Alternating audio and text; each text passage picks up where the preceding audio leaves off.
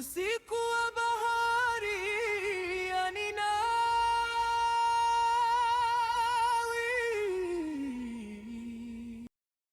Fikiria uko katikati ya bahari kuu usiku wa manane.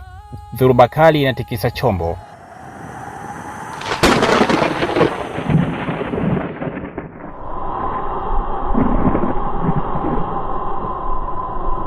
Kisha unatupwa kwenye mawimbi mazito.